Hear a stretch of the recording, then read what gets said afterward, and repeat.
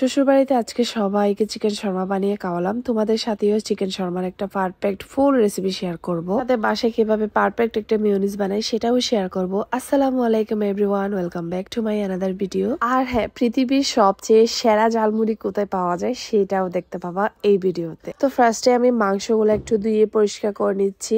শ্বশুরবাড়িতে আমার একটাই কাজ, সন্ধ্যার নাস্তার টাইমে একটু ভালো ভালো নাস্তা বানানো, এই একটাই কাজ হলো আমার। আর বাকি কাজগুলা তিন ভাবি মিলে করে ফেলে। যৌথ ফ্যামিলির এই একটাই সুবিধা, কোনো কাজ একা করা লাগে না, সবাই মিলেমিশে করে ফেলা যায়। এছাড়া বড় একটা কাজ হোক মাত্র 2-1 মিনিটের মধ্যে হয়ে যায় এমন একটা ব্যাপার। তো যাই হোক, সবাই সবার সকালবেলা অন্য কাজ করে ফেলছিল। দেন আমি সন্ধ্যাবেলার জন্য মাংসগুলা ম্যারিনেশন করে নিব। তো এখানে মশলাটা নিয়ে নিচ্ছি, লাল মরিচ নিয়েছিলাম, এরপর ধনিয়া গুঁড়া, হলুদ গুঁড়াটা আমি লাস্টে অ্যাড করেছিলাম। তো গোলমরিচ গুঁড়া, এরপর সয়া সস, লবণ, আদা রসুন বাটা, লেবুর রস, এরপর একটু হলুদ দিয়ে দিলাম। হলুদটা ফার্স্টে বলে ফেলছি। তারপর ম্যারিনেশনটা করে নিচ্ছি, জাস্ট এগুলো দিলে হয়ে যায়।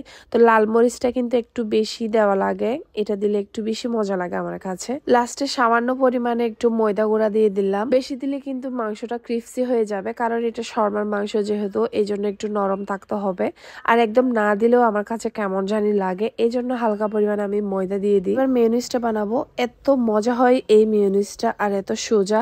তো এখানে 2টা ডিম নিয়েছিলাম, হালকা পরিমাণ লবণ, আর 1.5 চামচ মতো বা 2 চামচ মতো চিনি, এরপর হালকা লেবুর রস দিয়ে 1 কাপ আমি তেল নিয়ে নিব, সয়াবিন তেল। এরপর 3 চামচ 4 চামচ মতো সয়াবিন তেল দিয়ে দিলাম। এরপর 30 সেকেন্ড মতো ব্লেন্ড করে দেন আবারও তেল দিয়ে দিব। এরকম করতে করতে যখন তেলটা শেষ হয়ে যাবে ততক্ষণ পর্যন্ত আমি বিট করব। কনসিস্টেন্সিটা দেখেন কত সুন্দর বা কত পারফেক্ট একটা কনসিস্টেন্সি হয়েছে।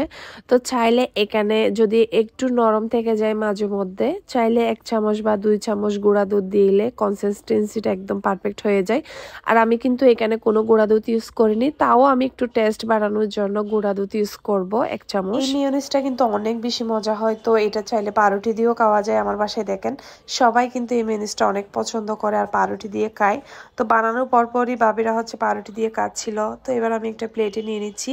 আর 2টা ডিমের মেয়োনিজ কতটুকু পরিমাণে হয়েছে একটু দেখাই। কোনো একটা জিনিস বানাতে গেলে নাইলে এটা শেষ হয়ে যায়, ওটা শেষ হয়ে যায়। তো ময়দাও শেষ হয়ে গিয়েছিল, দুধও শেষ হয়ে গিয়েছিল, তখনই ময়দা আর দুধ নিয়ে আসছিল। রুটির জন্য ডোটা মেখে রেখে দিচ্ছি। আর ডোটা চাইলে পরেও বানানো যেত, বাট আমরা একটু বাইরে যাব, এই জন্য সন্ধ্যায় যেন তাড়াহুড়া করতে না হয়, এই জন্য আগেভাগে সবকিছু করে নিচ্ছিলাম।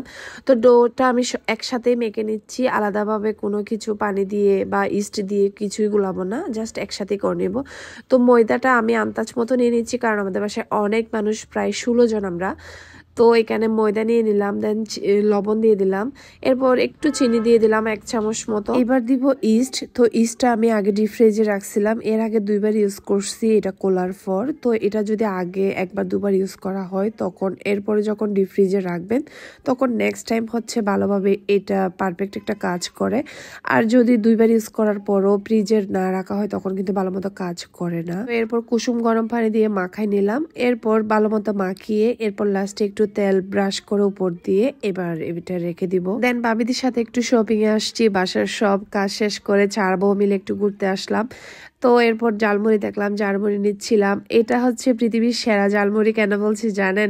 সে নিজে বলছিল আমাদেরকে, আমরা বলছিলাম মামা মজা করে বানাই দেন, তো উনি বলছিল একবার খেয়ে দেখেন পৃথিবীর সেরা জালমুড়ি। যাই হোক, তো ওনার কথা শুনে মজাই লাগছিল, যার জন্য আমি এটাই বললাম। সত্যি বলতে জালমুড়িটা মজাই ছিল, খারাপ না। আমরা বলছিলাম একটু কাঁচামরিচ বেশি করে দিতে, তো দেখেন আমাদের কতগুলা কাঁচামরিচ দিয়েছে। আমরা একদম গাড়িতে বসে সবাই মিলে খাচ্ছি, বাচ্চারাও খেলো। তো এবার বাসায় চলে আসলাম, সন্ধ্যার দিকে সবাই মিলে একটু নাস্তাগুলা বানিয়ে নিচ্ছি সবাই মিলেমিশে। তো দেখেন ডোগুলা ফুলে কতগুলা হয়ে গিয়েছে, অনেক বেশি ডোটা ফুল ছিল। আর ইস্টটা একদম পারফেক্ট হয়েছিল, কিন্তু কোনো ইস্টের গন্ধ ছিল না। ডোয়ের থেকে আমি যে ইয়ারগুলা আছে সেগুলো বের করে নিলাম। এক পাশ দিয়ে মাংসটা ভাজা হচ্ছে, এ পাশ দিয়ে আমি রুটি বানিয়ে নিচ্ছি। তো ফার্স্টের রুটিটা আমি উঠাই দিলাম। এর আগে আমি কখনো নান রুটি এই রুটিটা বানাইনি। তো এবার আমি কিন্তু ইউটিউবে একটু হেল্পও নিইনি, তো নিজে নিজে করছিলাম সবকিছু। তো দেওয়ার পর এটা একদম পুড়ে গিয়েছিল ফার্স্ট টাইম। তো বুঝতে পারিনি আমি, আসলে ফার্স্ট রুটিটা এরকমই হয়েছে। তো এটা আমরা ফার্স্টে খেয়ে নিয়েছি, এমনি খেতে ভালো ছিল, বাট এটা সফটও ছিল, বাট একটু পুড়ে গিয়েছিল। রুটি পরোটা এগুলো বানানোর ক্ষেত্রে আমি একটু কম এক্সপার্ট, তো মেজো ভাবি হচ্ছে এসে আমাকে হেল্প করছিল, মেজো ভাবি বানাই দিচ্ছিল আর আমি রুটিগুলো পুড়ে নিচ্ছিলাম। আর এটা দেখেন কত সুন্দর পারফেক্ট করে হয়েছে। তো সবগুলো রুটি বানিয়ে নিলাম এইভাবে। গরম গরম মাংসটাও নামিয়ে নিলাম। ইচ্ছে করছে এখনই খেয়ে ফেলি আর শর্মা তর্মা এগুলোর জন্য ওয়েট না করি। তো মাংসটা এত লোভনীয় হয়েছিল, মাংসটা একটু নরম থাকতেই নামিয়ে ফেলছি কারণ ক্রিপসি হয়ে যাবে এই জন্য। তো এই তো এখানে সবকিছু নিয়ে রাখলাম আর দেখেন রুটিটা কত সফট হয়েছে। এবার রুটির মধ্যে মেয়োনিজটা দিয়ে দিলাম, এরপর সস দিয়ে দিব, এরপর শসা কুচি আর মাংসটা দিয়ে দিব। আমার শ্বশুর বাড়িতে যেহেতু মানুষ অনেক বেশি, তো একটা বানায় টুনি খায় আরেকটা বানায় টুনা খায়, ব্যাপারটা এরকমই হয়ে যায়।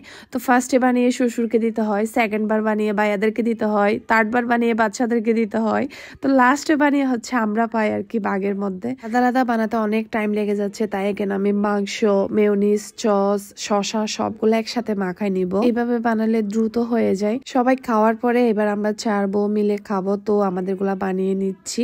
তো লাস্টে হচ্ছে আমাদেরগুলো একটু ভিডিও করতে পারলাম। আমরা কিন্তু অনেকগুলো শর্মা বানিয়েছিলাম, তো এই তো অনেক বেশি লোভনীয় হয়েছিল এটা, আর খেতেও দারুণ হয়েছিল। এর পরের দিন আবার আমাদের একটা ফ্যামিলি পিকনিক আছে, সো পিকনিকের জন্য একটা কেক বানাচ্ছি রাত্রে। তো সব মিলিয়ে ভিডিওটা কেমন লেগেছে অবশ্যই জানাবেন। তো ভিডিওটা ভালো লাগলে সবাই লাইক কমেন্ট শেয়ার করে দিবেন। আল্লাহ হাফেজ।